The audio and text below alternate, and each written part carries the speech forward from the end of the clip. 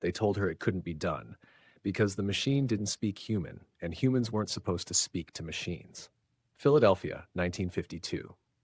The city air is sharp with winter bite and the low hum of industry.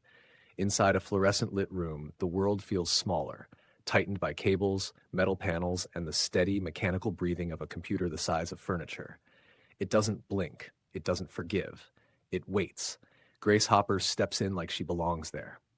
Not loud, not dramatic, just certain. The kind of certainty that makes other people nervous. Around her, engineers talk in the language the machine demands. Cryptic instructions, numbers, switches, careful sequences.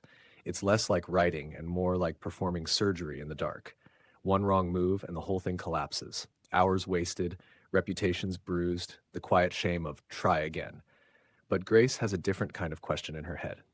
What if the problem isn't the machine, but the distance we've accepted between ourselves and it? She's seen distance before, across oceans, across ranks, across rooms where she was the only woman and the easiest person to doubt.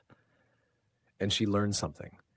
People will call a wall natural if they've never watched someone climb it. Grace sits at her desk and begins building a bridge. Not out of steel, out of language. A compiler, an idea that sounds almost rude in a world that worships the machine's cold precision. A translator that could take human-readable instructions and turn them into the machine's strict, literal steps. EPS. It's a beautiful thought, and a dangerous one, because if she's wrong, it won't fail quietly. It will fail publicly, the kind of failure that proves everyone else right.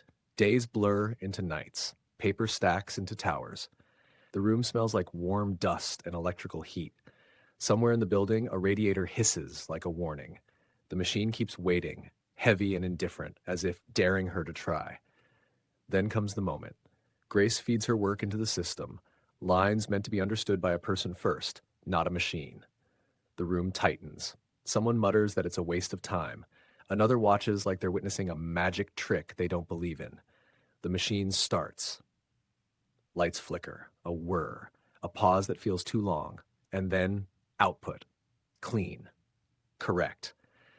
Like the machine has suddenly agreed to meet her halfway. The room exhales all at once, as if they've been holding their breath since the beginning of the century. Because in that instant, something shifts. The future doesn't belong only to those who can memorize the machine's secret language. It belongs to anyone who can think clearly, speak precisely, and dare to translate. Grace doesn't celebrate like a conqueror. She looks at the result like she's confirming what she already knew. That the real revolution isn't faster machines, it's removing the silence between humans and them.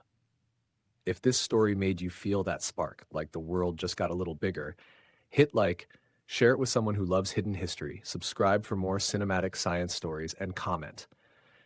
What invention do you think quietly changed humanity the most?